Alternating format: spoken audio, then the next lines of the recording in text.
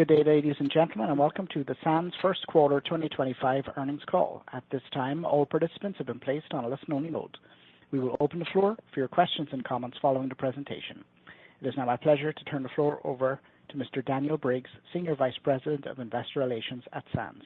Sir, the floor is yours. Thank you, Paul. Joining the call today are Rob Goldstein, our Chairman and CEO, Patrick Dumont, our President and Chief Operating Officer, Dr. Wilfred Wong, Executive Vice Chairman of Sands China, and Grant Chum, CEO and President of Sands China and EVP of Asia Operations. Today's conference call will contain forward-looking statements. We will be making those statements under the safe harbor provision of federal securities laws.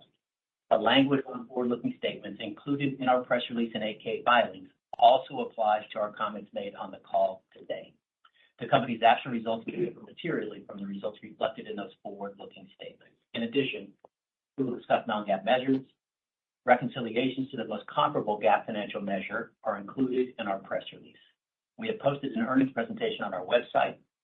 We will refer to that presentation during the call. Finally, for the Q&A session, we ask those with interest to please pose one question and one follow-up question so we might allow everyone with interest the opportunity to participate. This presentation is being recorded. I'll now turn the call over to Rob. Okay, thank you, Dan. Let's begin with Macau. This is a competitive market that has not grown as we anticipated. However, we have the strongest assets in the market. We can perform better despite the challenging macro environment. The Londoner is now fully open this time, 2,405 study rooms and suites as we prepare for Golden Week in May. Now that we've completed the development projects, we expect this asset to elevate our performance. Our focus is on improving our revenue and cash flow across the portfolio. There is opportunity in every segment to show stronger results. Our business strategy remains unchanged. We have designed our capital investment programs to ensure we will lead in both Macau and Singapore. We delivered $535 million of EBITDA for the quarter in Macau. SEL still continues to lead the market in gaming and non-gaming revenue and EBITDA. We have meaningful opportunities to grow in every segment. Our objective is to grow our share of EBITDA in the Macau market. We have a unique product advantage in terms of scale, quality, and diversity of product offerings. Turning to Marina Bay Sands in Singapore, we delivered a record quarter with $605 million of adjusted property EBITDA, an extraordinary achievement by any standard. I assume this is a record EBITDA quarter for any gaming property in the world. Pretty extraordinary performance. Mass gaming and slot win reached $778 million, reflecting 73% growth from the first quarter of 2019 and 13% growth from one quarter a year ago. The results of LVS reflect the positive impact of our gaming investment program and the growth of high-value tourism. The growing appeal of Singapore as a destination is enhanced by the robust entertainment and lifestyle calendar. We believe there is considerable runway for growth there as well. Again, thanks for joining the call. Let me turn the call over to Patrick before we go to Q&A. Patrick. Thanks, Rob. Macau EBITDA was $535 million. If we had held as expected in our rolling program, our EBITDA would have been higher by $10 million. When adjusted for lower than expected hold in the rolling segment, our EBITDA margin for the Macau portfolio of properties would have been 31.6%, down 280 basis points compared to the first quarter of 2024. All 2,405 rooms and suites at the Londoner Grand are now available for the upcoming May Golden Week. Now that the refurbishment process is completed, we are focused on delivering revenue and cash flow growth at the Londoner. Margin at the Venetian was 35.3%, while margin at the Plaza and Four Seasons was 35.6%. We expect margin improvement as revenue grows, and we use our scale and product advantages to better address every market segment. As the Londoner ramps up and is integrated into our Cotai offerings, our competitive position will be stronger than ever. We look forward to utilizing our entire portfolio to grow revenue and EBITDA. Now turning to Singapore. MBS's EBITDA was $605 million at a margin of 52%. Given the mix of games and demonstrated player preferences over the last 2 years, we have updated our expectation for hold on rolling play at Marina Bay Sands to 3.7%. There will naturally be fluctuations in any specific quarter given by game mix and player preference. We will continue to provide the illustrative impact of hold on our rolling play in Singapore. The record financial results at Marina Bay Sands reflect the impact of high-quality investment in market-leading product and growth in high-value tourism. We believe we are still in the early stages of realizing the benefits of our investments in Marina Bay Sands. Turning to our program to return capital to shareholders, we repurchased $450 million of LVS stock during the quarter. We also paid our recurring quarterly dividend of 25 cents per share. Before going on to Q&A, I would like to provide an update on the New York development opportunity. We strongly believe in the development opportunity for land-based downstate casino license in New York. We also continue to believe that the Nassau Coliseum site is the best location for that development opportunity and should be highly competitive in the New York casino licensing process. However, as we have previously stated, the company remains concerned about the impact of potential legalization of iGaming on the overall market opportunity and project returns. We are in the process of attempting to secure an agreement with a third party to whom we can transact the opportunity to bid for a casino license on the Nassau Coliseum site. This would include those that may be able to address both land-based and digital markets in New York. For Las Vegas Sands, we believe the highest and best use of our capital in the near term is to purchase LVS and SCL shares. Accordingly, LVS has decided not to bid for a casino license in New York. We believe repurchases of LVS equity through our share repurchase program will be meaningfully accretive to the company and its shareholders over the long term. Our board has increased our share repurchase authorization to $2 billion. We look forward to continuing to utilize the company's share repurchase program to increase returns to shareholders in the future. Thanks again for joining the call today. Now let's take questions. Thank you, ladies and gentlemen. The floor is now open for questions. If you would like to enter the queue to ask a question, please press *1 on your telephone keypad now. If listening on speakerphone today, please pick up your handset to provide optimum sound quality. Also, we ask each participant to limit yourself to one question and one follow-up. Please hold a moment while we poll for questions. And the first question today is coming from Carlo Santarelli from Deutsche Bank. Carlo, your line is live. Yeah, hey, thanks everybody. Rob, Patrick, thanks for your comments. As anyone could kind of see when you look at, the valuation of the Hong Kong listing and what it implies basically for the corporate and Singapore, one understands kind of the willingness and desire to kind of repurchase shares.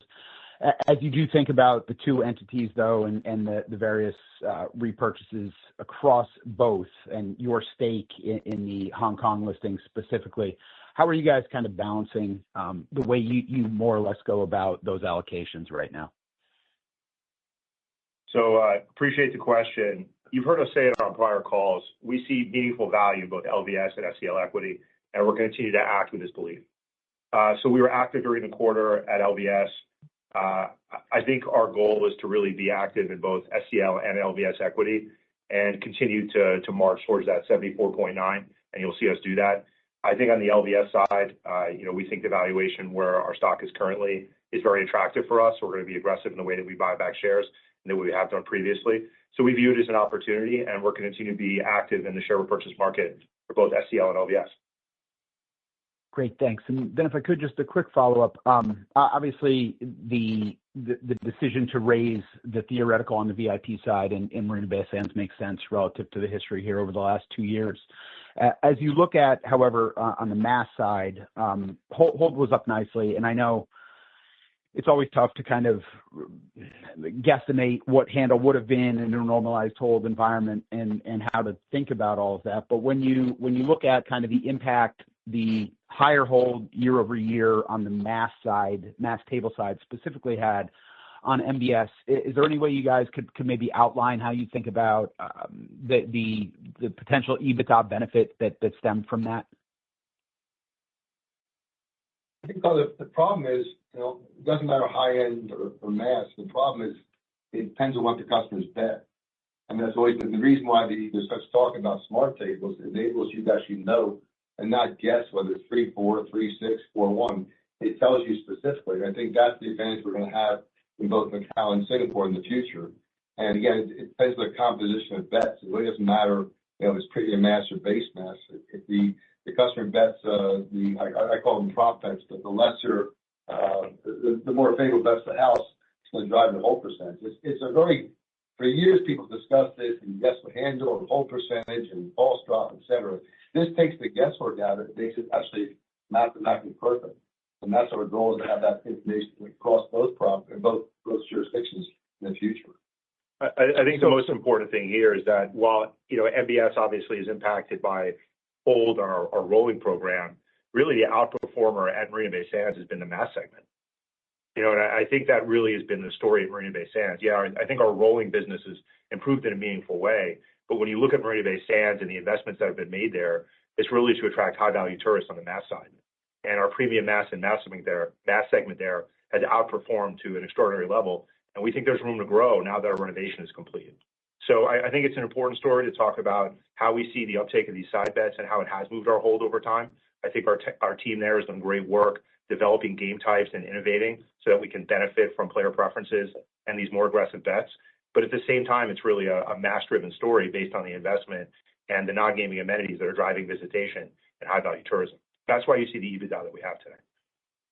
So Rob, Patrick, then is it fair, if you look at last year, kind of the mass table hold was right around 20.1%. It had been kind of 18 and 19 in the prior years. Based on the theoretical that you guys are seeing with the information that you have to be able to do so, is 20 more like that normalized level on a go-forward basis on the mass side? I don't know. You can't know. And again, the difference is it's like sports wagering. You read about the sports betting companies. When they have flat bets on if one team wins the other, the whole percentage is relatively weak. When they make side bets, it soars. And I think the same is happening here. The mass tends to bet more on the prop bets and gives you more advantage. And that's my point, is that if for 20, 30 years I've been doing this, people have been guessing what's the right hold rate of 3.6, it's 2.4. The beauty of this whole thing is we'll know mathematically perfect based on the bets they make. And we take the table drop out of it and the false drop and the handle. It comes down to it basically becomes a slot machine. You'll know exactly what the number should be. And I think what you are seeing, though, across the industry is the development of side bets has been very valuable. And since we're the biggest stock provider in the world, for this company, it's very valuable and it will impact EBITDA in the future, because the more bets they make in these side bets, the more you grow the whole percentage. Baccarat used to be a very dead game house at 2.6, 2.7, because the flat bets were predominant. Today, the fact it's grown to 3.7, could go to 4, is hugely valuable for your EBITDA. And again, it will be very clear within the next year the exact mathematical number. You won't be guessing more and say it's going to be this stuff. It's going to range at, I guess, 3.5% to 4%. But again, as these bets proliferate and people choose to make these side bets, I think baccarat becomes more and more valuable for this company because it's our principal source of revenue. And we should just caution everyone that with player preference and game mix, these percentages will move around. Yes. And with bet size. So we just have to be aware that this is the best that we can do in terms of providing information. And we're going to continue to be optimistic about the types of games we put on the floor in terms of growth they can provide. And we'll see what they do. But one thing that's undeniable is bet differences are happening every day. And developing these games is very valuable for the industry, very valuable for us. And it's happening and getting better by the day. And the more these bets continue to become more important, the more EBITDA will grow. And I think it's going to happen both in Singapore. I think it'll happen in Macau as well.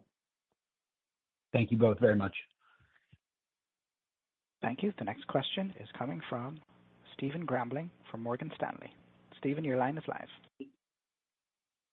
Hey, thank you. I think you mentioned that there's an effort to activate the properties and see revenue and EBITDA ramp from here as the Londoner project has generally come to completion. It looks like there's some moving parts across the different properties. So I'm curious if there's any thought process on some of the ones that maybe have lagged in terms of how you will, reinvigorate growth there, whether it's Venetian or others, or is it just really a question of as the Londoner is kind of fully up and running, you'll see everything click? Yeah, thank you, Stephen. I'll take that question. I think overall, yes, the focus will be ramping up the new product at Londoner Grand. As Rob mentioned, we now have the 2,400 rooms and suites in full service. And you'll see us leveraging the asset, the new product, to drive customer growth and obviously eventually revenues and EBITDA. But the ramp up will take its course over the next 12 months. We're still at the early stages of it. We just got the full complement of the rooms in mid-April. As for the other properties, our intention is to maintain and grow each of the existing properties while Londoner is ramped up. So you'll see us focus across Venetian, Parisian, Four Seasons, and Sands, across all of the product segments and price points. But yes, the driver of our customer growth will be the Londoner over the next 6 to 12 months. And does the initial read in what you're seeing there, change the way you think about CapEx and allocating capital across the different properties, or is there any kind of renovations that you see in the future at some of the other properties? I have to tell you, I think Macau is the greatest gaming market in the world. If you look at its size and you look at the potential and where its source markets are, the long-term potential there is absolutely incredible. And so we love our ability to invest there. We love the scale nature of our portfolio, the number of amenities that we have, and the quality of those amenities, and now the high quality of our entire property portfolio. We think we're in a great position, and we're going to continue to invest to maintain that position, but also for growth, because we think the opportunity is there long term. I think we'll continue, Stephen, with regular upgrade and renovation of our existing assets. That's a given we have 33 million square feet of asset portfolio across Macau. But the major redevelopment and upgrading at the Londoner is largely complete. We'll have a few more amenities to add and restaurants. But from here on in, you should expect, yes, we will continue to reinvest back into the asset base because we need to upgrade and keep up with the competition. But it will be regular renovation where we'll be taking modest amount of keys out at any one time.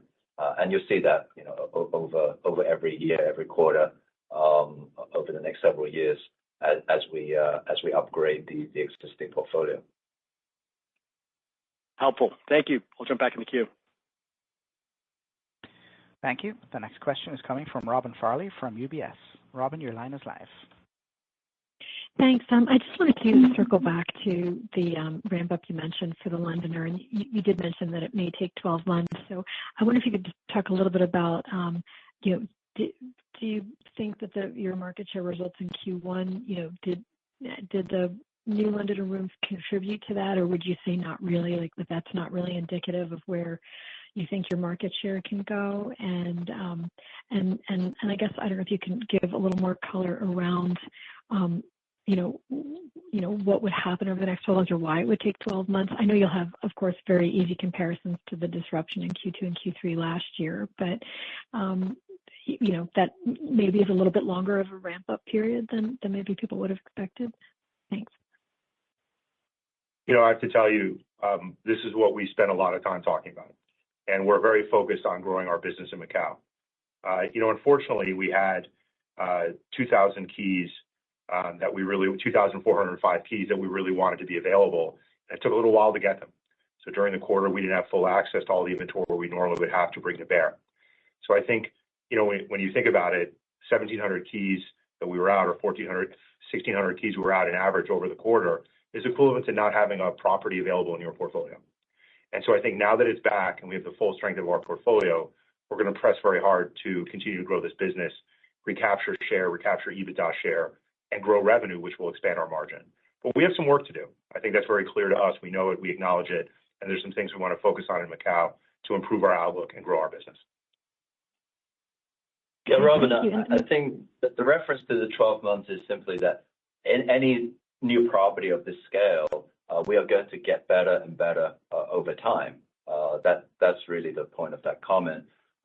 In terms of the market share, yes, I think our results were impacted by the fact that we lost market share both against the prior year and sequentially.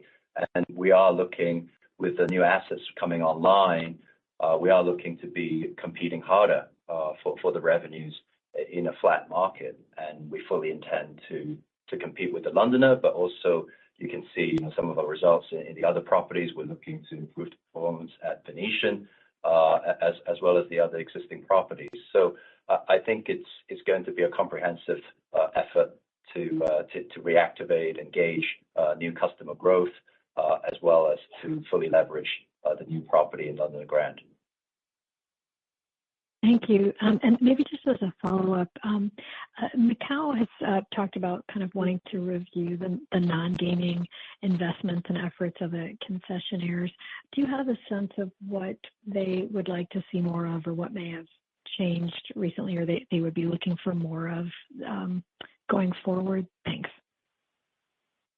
I'll give my view, and maybe Wilfred can also chime in here in terms of the policy direction. For us, we are continuing to focus on what we've committed to the government in terms of non-gaming investments. And clearly we've already made a significant investment in upgrading the Venetian Arena at a cost of around $200 million. That was completed last year. That's our single biggest project that we've completed for the concession commitment. And of course, in terms of programming, in terms of developing sports and mega events with strong international IP, we'll bring the NBA preseason games this October, which will be a multi-year partnership. Wilfred, do you want to add to how things are evolving in terms of the direction on non-gaming investments? Sure. I think the new administration now has had time to look at the overall picture of the non-gaming development, and they are, as long as we maintain our total commitment, they are looking to us to specialize in areas where we each do best, because they feel that maybe it's better that rather than six of us all working on similar areas, maybe there are emphases that each of us can focus on. So there will be opportunities for us to discuss with the government how we do best in some of the areas. And the second area is that we, because of the GGR reaching a certain level, we are also committed to spending an additional 20% of our into the non-gaming investment. And the government is really looking into how best to coordinate the use of these proceeds. Great. Thank you. Thank you. The next question will be from Shaun Kelley from Bank of America. Shaun, your line is live. Hi, good afternoon, everyone. Thank you for taking my question.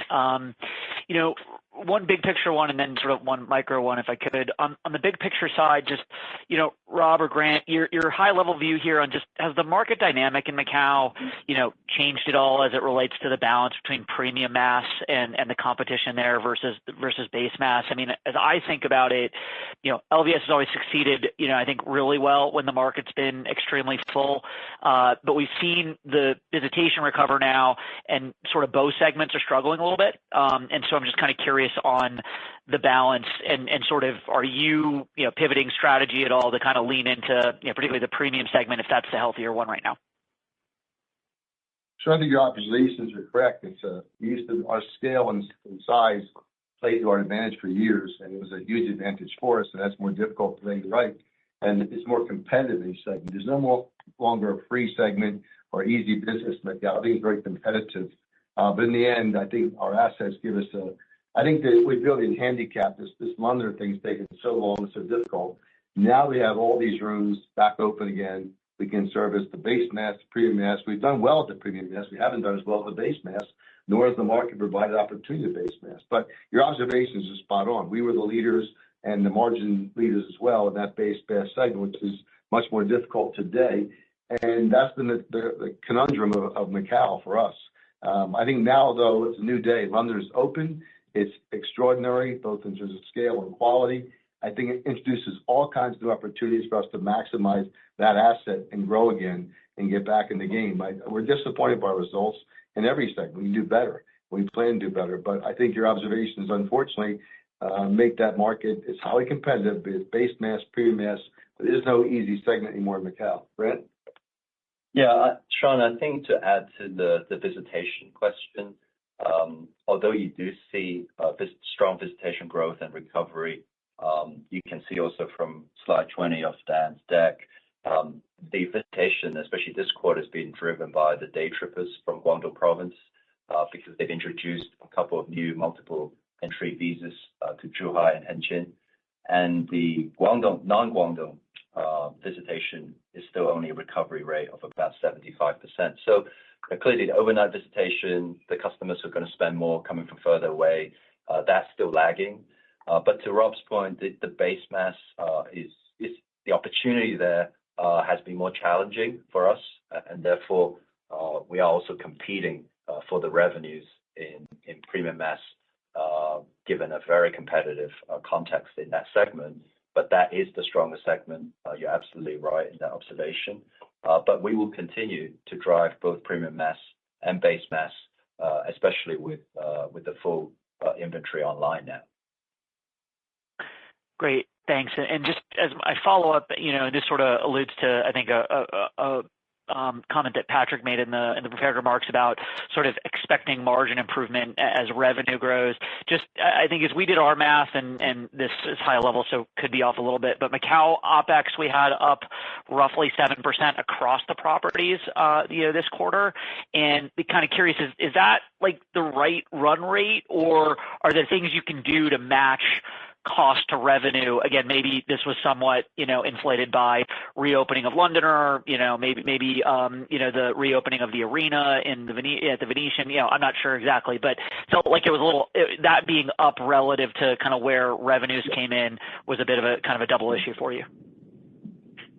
Again, your observation is right. The main contributor is just the additional payroll costs that we incurred, both because of salary increases, but also additional headcount as we opened up these new assets.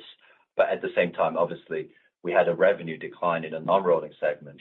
We actually did well in the slot and also rolling, but the most important segment of revenue is the non-rolling tables, and we came down in that segment. So that's where you get that negative operating leverage.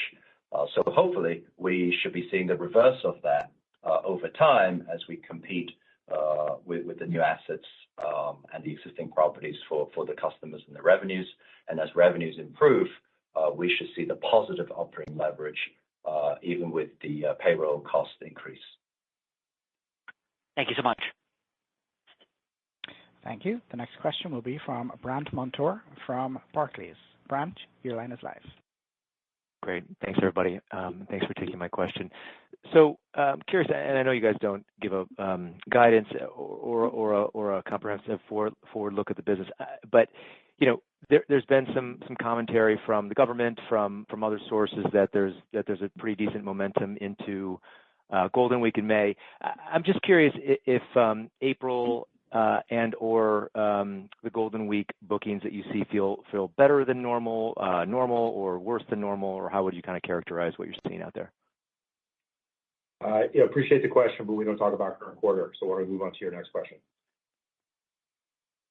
Okay, fair enough. Sure. So next question would be on the Venetian. I'm curious. I understand we kind of talked about the Londoner a lot here, and we kind of can see what's going on a little bit with the sequential share losses there because you didn't have the rooms, and so it's a tough environment for base mass. But what about the Venetian? Is there something? Can you kind of walk us through maybe the monthly results in that property, or how things evolved throughout the quarter, and if that was sort of affected at all by other things in the portfolio and optimization changes that you had made? I think it's straightforward, Brent. I mean, Venetian, we just had too sharp a decline in the non-rolling revenues, especially in the premium mass segment, and we're addressing that. Obviously, the whole percentage against both prior year and quarter on quarter was actually much lower as well. But nonetheless, we're focused on driving the customer and revenues across all segments at Venetian, premium mass and base mass. It's fair to say it's as well patronized, as well populated in terms of headcount as ever.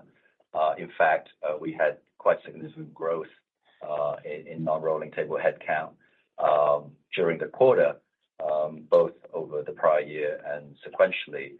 But clearly, the spend per headcount was lower, and so we do need to drive to secure higher value customers in the premium premium mass segment to grow the revenues back at Venetian.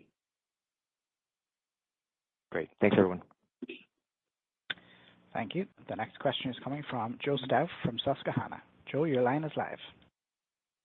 Thank you, Patrick, Rob, Grant.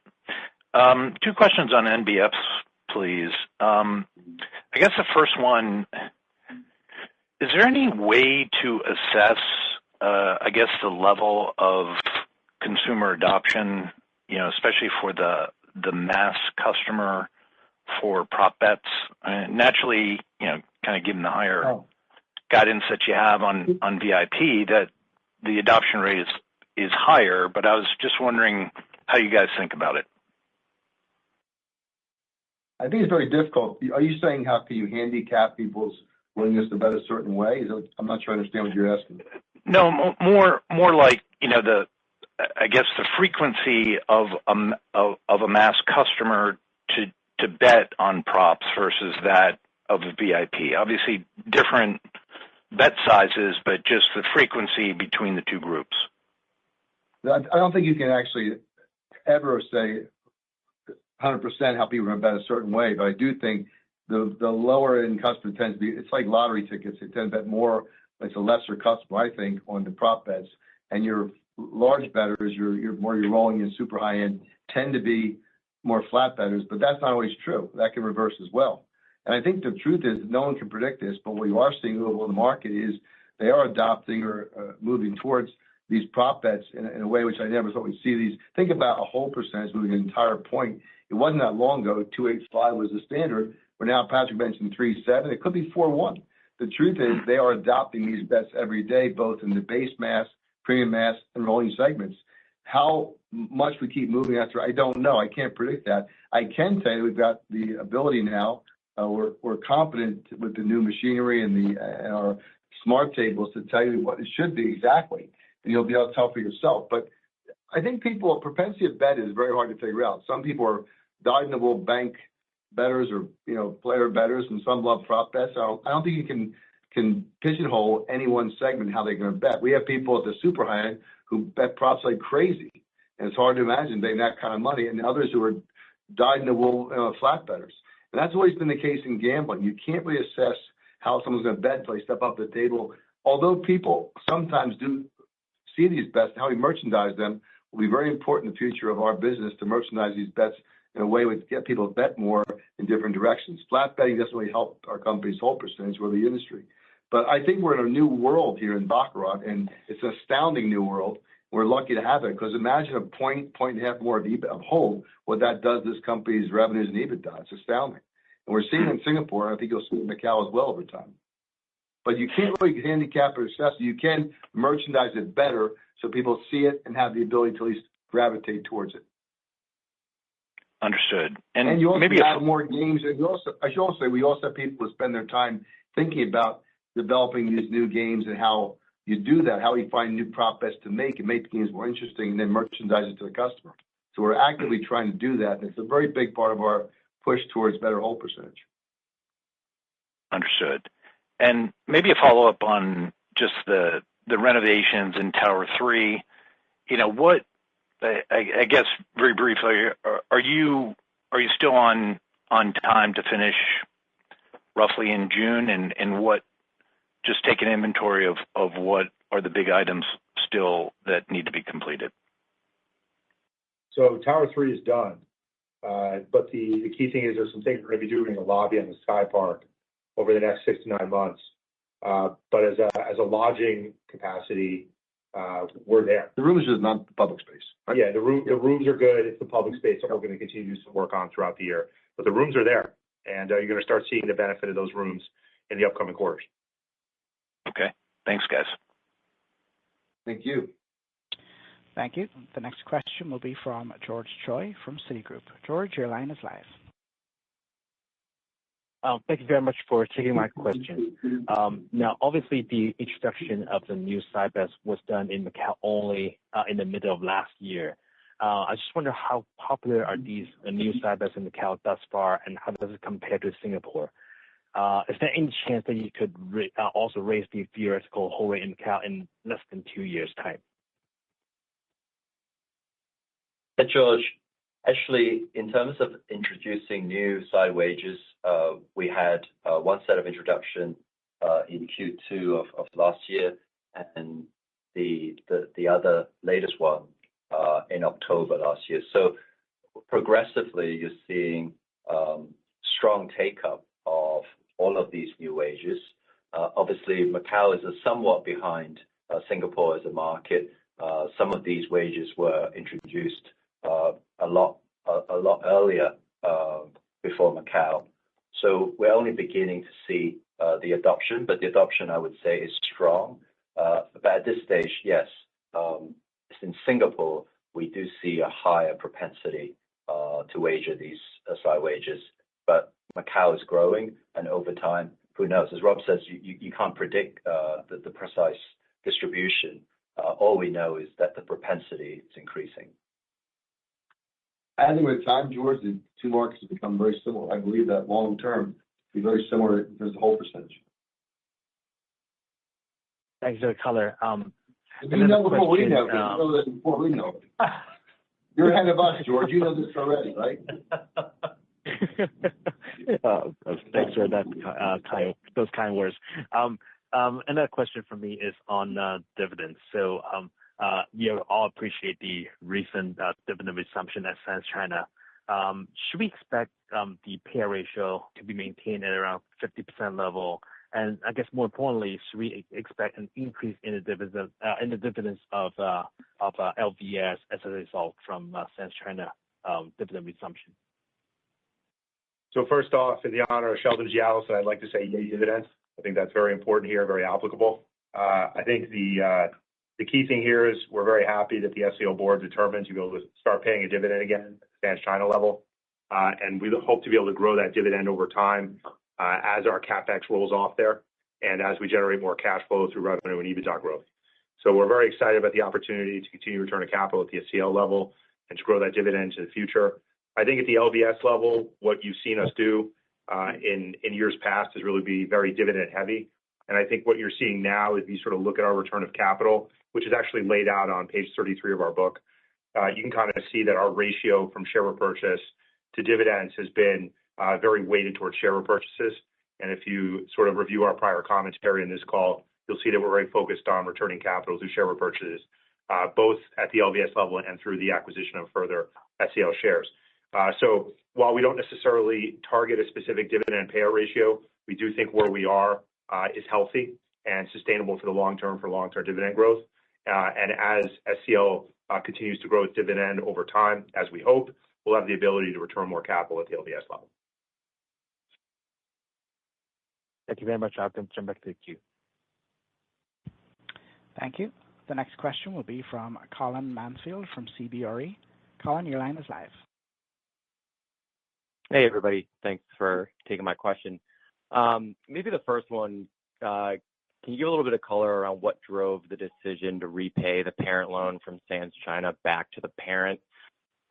Just given, we talked about that in the past, and it's a pretty attractive cost of capital relative to where, your current spreads are. So just kind of curious what influenced that decision, and how should we think about, future ability to dividend cash out of Macau? Was that part of the decision too? I think the idea was that decision was made at the SCL board level, but the general concept was SCL is performing in a strong way, and its growth opportunities, its leverage level is quite low, and and I think for SCL was just negative carry. It was accumulating cash, and why not pay down some prepayable debt since they no longer needed it, as SCL has access to the investment grade credit market, if there's any reason to create an opportunity for further borrowings. So I think with access to the revolving credit facility that it had, its current capital structure, its leverage levels, and the amount of cash that it was generating, it just made sense for SCL to pay back and get rid of some negative carry. Okay, that's helpful, Carlos. Thanks, Patrick. Maybe second one for you, maybe just thinking about capital markets activity coming up, with your upcoming refinancings, both at the holdco level and also Sands China. You guys are a seasoned investment grade issuer. How are you guys thinking about, timing, potentially tapping the capital markets? Would you potentially lean on the revolver since you have capacity and liquidity there too? Just how are you thinking about that? So I think you'll see us address the $500 million of LVS bonds in 25 in the near term, and I think we have an approach for that we're very comfortable with. In regards to the SEL bonds, the $1.625 billion that comes due, we did actually through the revolver refinancing there, we also initiated a term loan that we have the ability to draw on that amount. So if we choose to access the high-grade credit markets, we have that opportunity, or we may put it into the term loan, which is also very favorable and offers a lot of flexibility. So we have an approach to both of those maturities in 2025. Great. Thanks for the color, guys. Thanks for letting me get on. Thanks. Appreciate it. Thank you. The next question is coming from Steve Wieczynski from Stifel. Steve, your line is live. Yeah, hey guys. Good afternoon. So, bigger picture question that I'm not even sure you're going to have an answer or not, but I'm going to ask it anyway. You know, Rob, clearly there's a lot of uncertainty around the political environments in both the U.S. and China, and I think the fear that's out there is China might at some point retaliate against U.S. companies or something along the lines, and that's where a lot of investors' heads are these days. So I guess the question is that something, Rob, that kind of keeps you awake at night, or do you view your relationship with China in very, very good standing at this point, and that risk seems more low, if that makes sense? First of all, I think we are not in mainland China. We're in Macau, SAR. I think there is a difference. Number one, I do think Macau is a different orientation vis-a-vis Beijing. Secondly, to your point, I think we have an incredible relationship with Beijing, and we've worked on it for many, many years, and it's very important to us. We're a big believer in the relationship between China and the U.S. We're very disheartened by what's happening right now. Hopefully, we can get back on track. But it doesn't keep me up at night at all. In fact, I think we're in a very good position in Macau. We've been the leader in CapEx. We've been the leader in developing non-gaming assets. Sheldon has a legacy which stands well. I don't believe this right now, this dislocation in countries is sustainable. There has to be a deal between the two most powerful countries in the world. I remain steadfast. My belief things come back to a much more normal, rational place quickly. They have to. And I'm hoping that happens, sooner than even I anticipate. But no, it doesn't keep any of us up at night. We feel very committed to Macau and vice versa. It's been a very special relationship with this company, and it began 20 plus years ago when Sheldon first went there and made that pitch for Cotai. And I think the Chinese are been incredible partners. The government of Macau, people in Beijing, we're grateful for their support over the years, and we continue to believe we'll be there for many years to come beyond the concession. And no, it doesn't keep me up at night at all. I would like to see a stronger relationship between the U.S. and China tonight, because we all need it. Consumers need it. They need it. We need it. It's good for the world. And I'm very disheartened by what I'm seeing, but hopefully that gets resolved quickly. But no, we're not concerned at all about our position in Macau, nor should we be. Okay, that's great color. Appreciate that, Rob. And then second question, real quickly.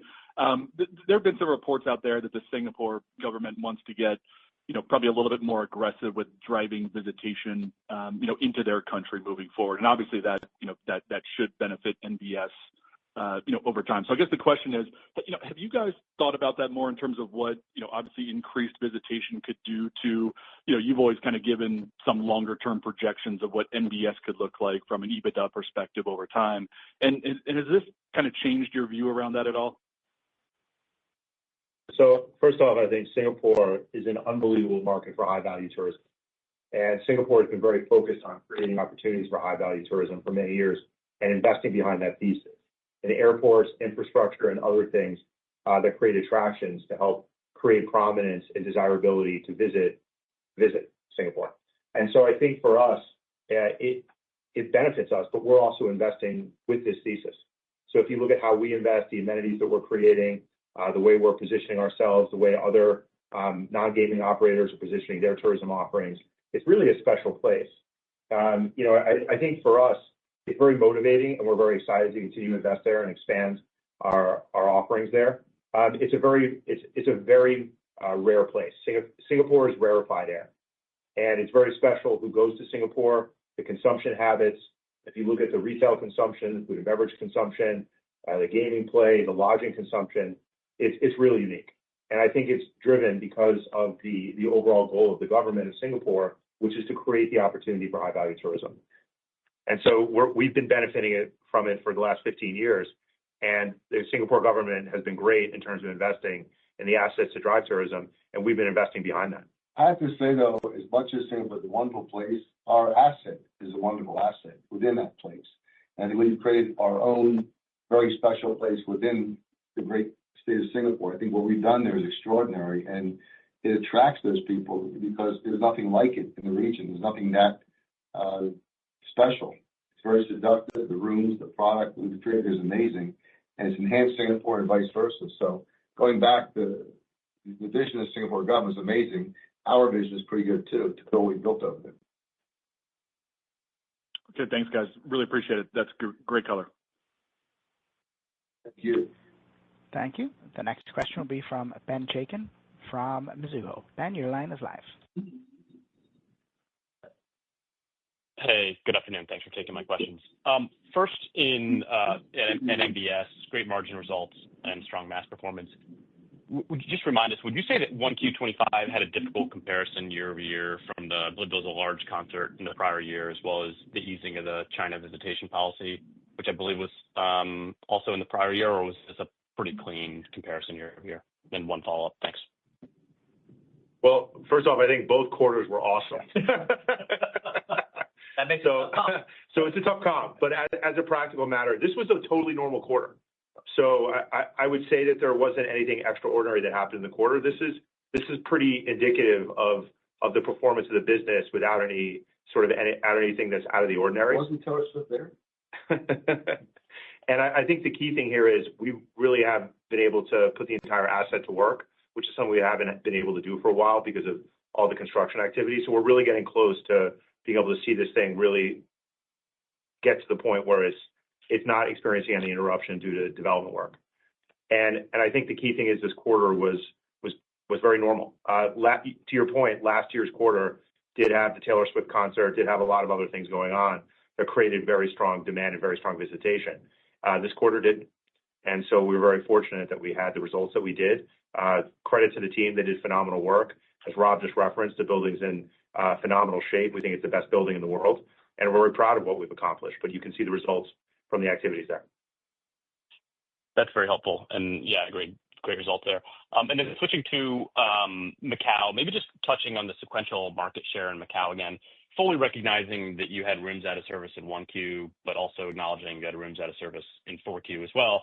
I guess is the interpretation just from some of the previous commentary that it's harder for you to leverage the current type of gameplay or player in Macau as it stands?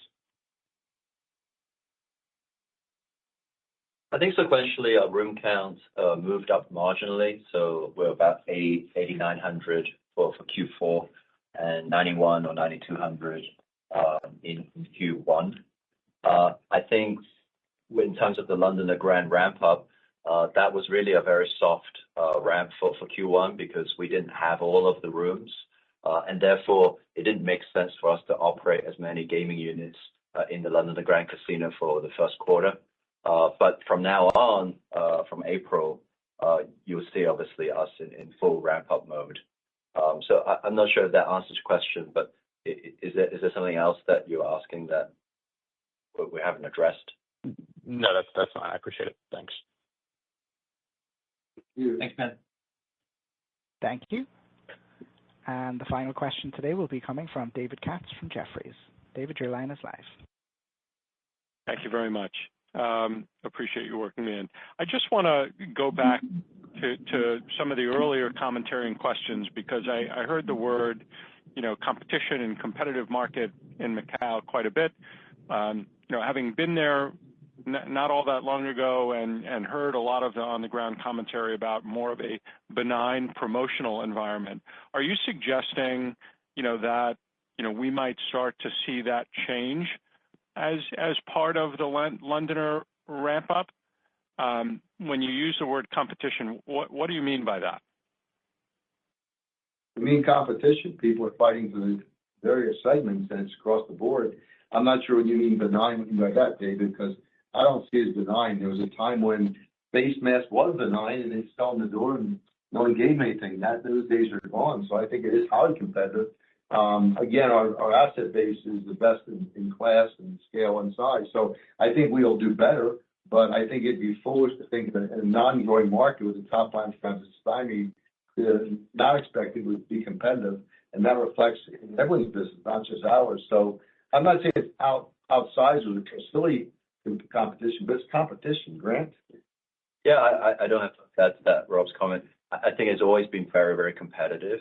I think we've just got to look at the competitive context, use the new assets that we have, and the advantages of scale and the product that we have to really compete harder to get more revenue and customer growth. That's all we're saying. I think the market has been very competitive. I don't think there's been any significant deterioration in that, but we've also got to reflect and see where our position is within that context. And with all of the new rooms online, we fully intend to compete hard to get more revenue. Well, there's reduced liquidity, obviously, from 2019, reduced top line results. So in any market where you shrink by $6, $8, $10 billion, you're going to see more competition if the existing dollars are there, and you're seeing that in Macau. I'm not saying we can't compete. I think we will compete well, but I think it'd be foolish not to recognize that base mass, premium mass, rolling, every segment in Macau is under pressure in terms of getting your fair share. Right. And if I can just follow that up, one of the observations is, and I think some of the early questions were to this end, is, that the premium mass arena seems to be, getting quite a bit more crowded. Part of my question was, are you, planning to get more promotional? And I think that's what the word benign is really attached to, whether operators start, becoming more promotional in how they compete. I'm not sure. I think in terms of promotional, you have to look at it in different ways. I mean, firstly, we're going to aggressively deploy our new assets. I think that's first and foremost. We have the largest scale in terms of the big product and slot machine product, and we need to drive that as hard as we can to maximize that scale advantage across all product types and across all price points. That's the second piece. In terms of marketing activities, there's always going to be tactical promotions that you implement. Every operator does. I think we're just going to be very active in engaging existing and new customers and reactivating all customers with the full inventory that we're going to have at our disposal. And we're going to drive that very hard because we intend to gain customers and gain revenues. Thanks very much. Thank you. Thank you. This does conclude today's Q&A session, and it does conclude today's conference call. You may disconnect your phone lines at this time and have a wonderful day. We thank you for your participation.